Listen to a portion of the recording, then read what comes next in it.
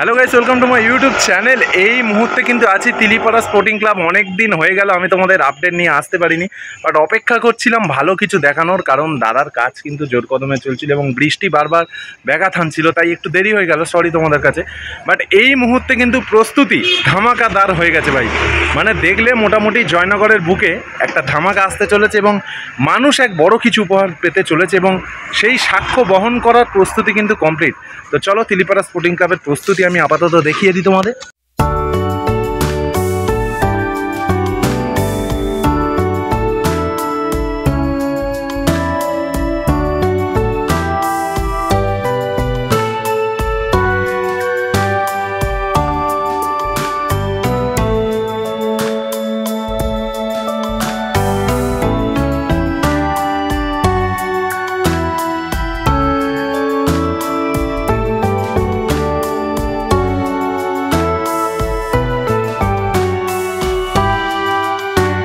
এখন প্যান্ডেলের সামনের পার্টটা তোমাদের দেখাতে পাচ্ছি। বিশাল বড় একটি ডাক বাক্স তৈরি হয়েছে, কিন্তু এই সিঁড়িটি ওঠার জন্য নয়, মূর্তি টূর্তি রাখার জন্য যা বুঝলাম।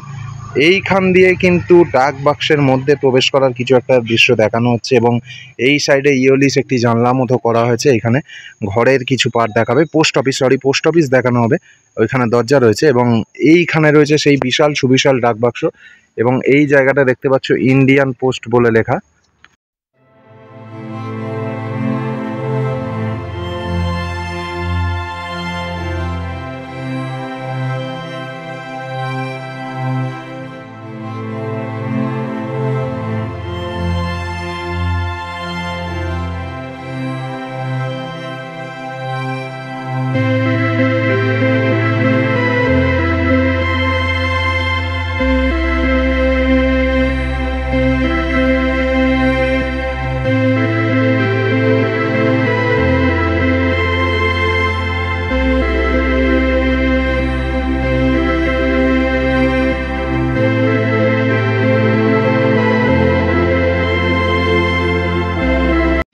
আজকের তিলিপাড়া স্পোর্টিং ক্লাবের পূজা পরিক্রমা কিন্তু অন্যান্য প্যান্ডেলের মতো আমি করব না, কারণ এই বিষয়ে আমার ধারণা এতটা নেই, সাধারণ মানুষের ধারণাও খুব কম। দাদা যে ধারণা নিয়ে নেমেছেন মাঠে, তো দাদার কাছ থেকে এই প্যান্ডেলের পূজা পরিক্রমা আমরা আপাতত শুরু করছি। দাদা, একটু এই জায়গাটাতে আমরা যেটা দেখতে পাচ্ছি, কি লিখেছো এটা যদি একটু দর্শকদের বলে আমাদেরকে বোঝানো হয়। এখানে দর্শকরা আসলে দেখতে পাবে, এটা আমরা চিঠিকে দিয়ে একটা সাবস্টেন্স দর্শকদের মাঝখানে, যেটা আমরা কিছু কিছু ক্যাপশন দিয়ে দর্শকদের মাঝখানে বোঝাতে চাইছি যে চিঠিটা বা পোস্টকার্ড বা এই ডাকবাক্স, লেটার বক্স, এগুলো প্রায় অবলুপ্তির পথে। সেইগুলো দিয়ে একটা ফিলিংস মানুষের কাজ করছে, আগের দিনও বলেছিল। তো সেই ক্যাপশনগুলো দিয়ে মানুষকে বোঝানোর চেষ্টা করেছে।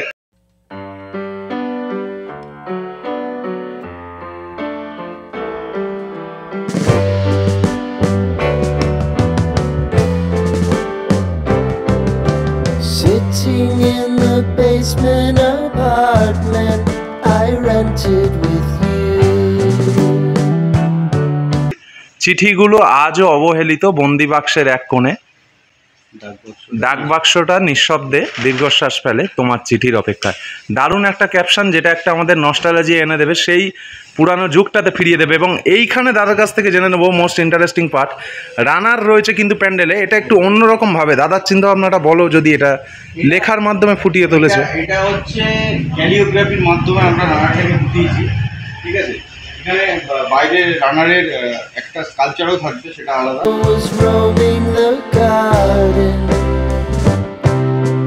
Saturday was spent in a parking lot. Gave it all we got. কিন্তু এই যে নিচের পুরো ক্যাপশনটাতে আমরা বুঝেছি ভারতের ডাক ইতিহাস, মানে এই যে ডাক ব্যবস্থাটা কোত্থেকে এসছে, মানে মুঘল আমলেও ছিল বা তারপরে ব্রিটিশ আমলেও ছিল। ওটা আলাদা আলাদা পোর্শনে আমরা বাচ্চাদের বলুন বা বড়দের জন্য আলাদা করে বোঝানোর চেষ্টা করেছি, তাহলে অ্যাটলিস্ট এটাকে জানুক, যাতে মানুষ ইনফরমেশনগুলো জানতে পারে। Find the square feet of the triangular man who always had the plan. You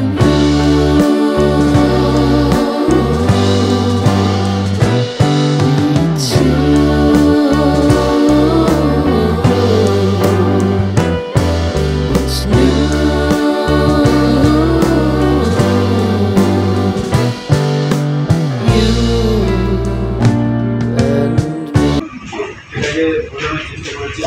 এই যে এখানে 250 বছর 2024-এ যেটা পূর্ণ হলো ভারতীয় মানে ইন্ডিয়ান পোস্টের যেটা সেটাকেই একটা ট্রিবিউট করে আমার পুরো প্যান্ডেলটা ভাবা। সেখান থেকেই পুরো দর্শকদের জন্য একটা ভেবেছি, কেননা মানুষ সব কিছু মনে রাখে।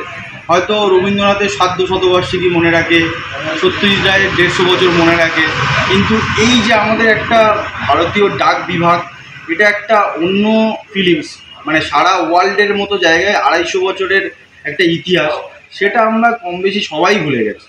100 জনের মধ্যে হয়তো 2 জন মনে রেখেছে 250 বছর পূর্ণ হয়েছে।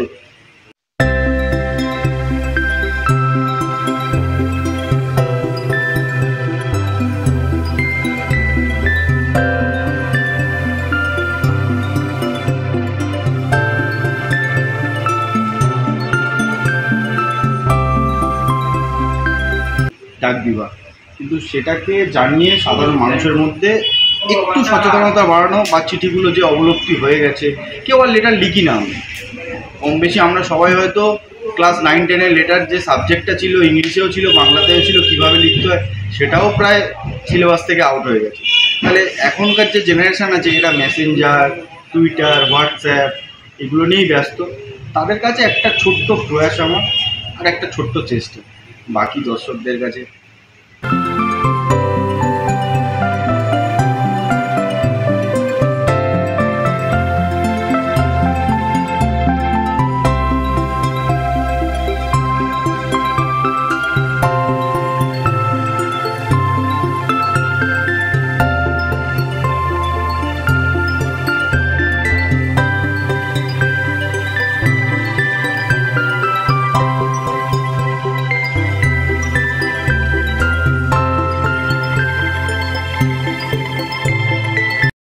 দেখো যেখানে মা থাকে, পুরো গোটা প্যান্ডেল জুড়ে কিন্তু ডাক বাক্স ব্যবহার করা হয়েছে, এবং ডাক বাক্সে জায়গা যাদের ডাক বাক্সর নামও লেখা আছে, যাতে কোনোখানে কোনো কিছু খুন না থাকে, নাম এবং নম্বর সব কিছুই লেখা আছে।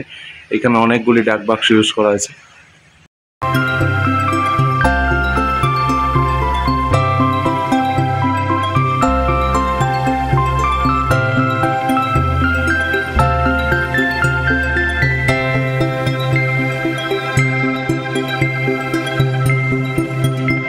একদমই তাই। তো দাদার মুখ দিয়ে এই জন্যই বলা, আমার তোমার মতো সাধারণ মানুষগুলো এই দিকগুলো থেকে অনেকটা পিছিয়ে আছি, এবং দাদা আমাদের থেকে অনেকটা এগিয়ে গিয়ে এটা আমাদের উপহার দিচ্ছেন। তো না, আমার একটা ছোট্ট চেষ্টা সবার কাছে, আমি কিছু অ্যান্টিক জিনিসও রাখার চেষ্টা করছি। এই যে আপনারা দেখবেন এই যে পোস্ট কার্ডগুলো, আমি মাকেও পোস্ট কার্ডের সামনেই দাঁড় করেছি, কেননা মা আমাদের একটা খুশির বাতাবরণ নিয়ে আসে। সেটাও টাইপ অফ ডাক পোকা, ডাক দিয়েছে শারদীয়া, এরকম একটা ব্যাপার। যাই হোক, তো সেই জন্য মাকেও পোস্ট কার্ডের সামনেই রেখেছি। আর অল ওভার পোস্ট কার্ডগুলোকে অ্যান্টিক কিছু ইউজ করার চেষ্টা করেছি, বা ডাক টিকিটও থাকবে ওখানে কিছু অ্যান্টিক, মানে আমাদের স্বাধীনতার পরে যে ফার্স্ট ডাক টিকিট যেটা রিলিজ হয়েছিল 1947 সালে, সেটাও থাকবে। যেরকম তারপরে 150 বছর, 100 বছর, বা এই 250 বছর রিসেন্টলি যে ডাক টিকিটটা রিলিজ হয়েছে সেরকমও থাকবে, মানে তার একটা রেপ্লিকা থাকবে, নট অরিজিনাল। তো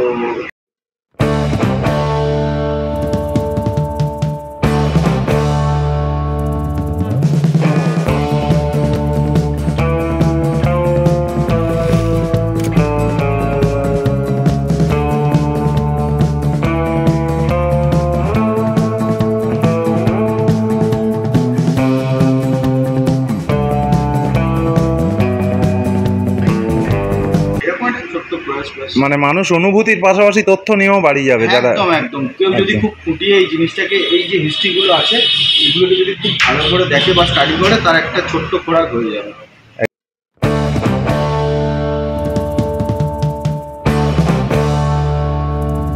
এইখানে এসে আমরা এই ক্যাপশনটা দেখতে দেখতে আরও একটা জিনিস দেখতে পেলাম। এখানে একটি আলমারি রাখা রয়েছে, এবং এইটা সম্বন্ধে আমি বুঝতেই পারছি না, দাদাকে জিজ্ঞেস করো, দাদা এই ব্যাপারটা কি এখানে?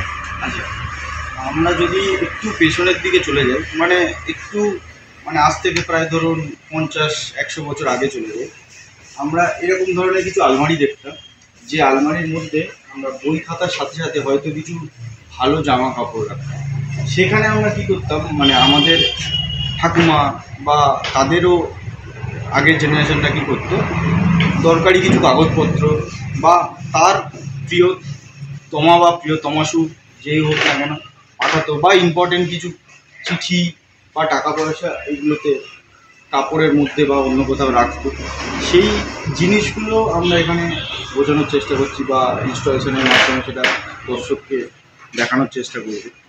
আশা করছি ভালোই লাগবে দর্শককে। মানে সেই সময়টাতে যাতে পুরোপুরিভাবে আমরা ফিরে যেতে পারি।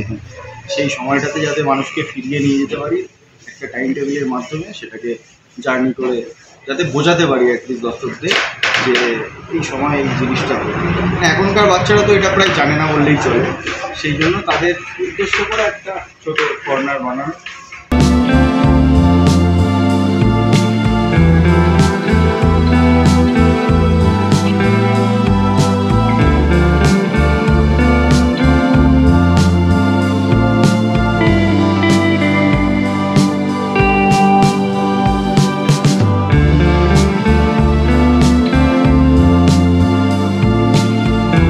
তো দেখতে পাচ্ছ দাদার কথা তোমরা শুনলে কতটা ডিটেলিং, মানে পুঙ্খানুপুঙ্খভাবে একজন প্রকৃত শিল্পীর পরিচয় দাদা রাখছেন।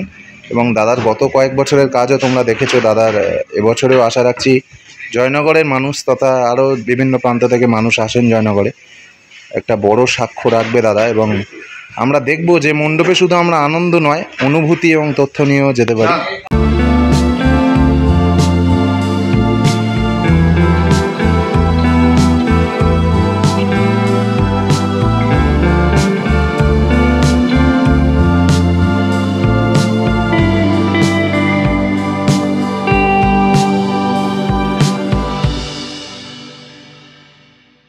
একদমই তো তাই। দাদা উদ্বোধন কবে থাকছে, মানুষ কবে থেকে দেখতে পাবে প্যান্ডেল? আমাদের উদ্বোধন আছে চতুর্থীর দিন থেকে জনসাধারণ দেখতে পাবে, জনসাধারণের জন্য খুলে যাবে। তো দাদার অনেক কষ্টের মাঝেও বিরক্ত করলাম। না। আবার পরবর্তী আপডেট নিয়ে আসবো। দাদাকে অনেক পরিশ্রম করতে হয় সারাদিন এই প্যান্ডেলের জন্য, তোমরা দেখতে পাচ্ছ। এবং আমি বলার থেকে মানুষটার মুখ দিয়ে কথাগুলো শোনা আমি বেশি প্রেফারেবল মনে করলাম, কারণ আমার সত্যি কথা বলতে দাদার কাছ থেকে অনেক কিছু জানতে পারলাম এই চিঠিপত্র বিষয়ে, যেটা আমি অতটা অবগত ছিলাম না। এবং এই পার্টটা আমার খুবই ভালো লেগেছে।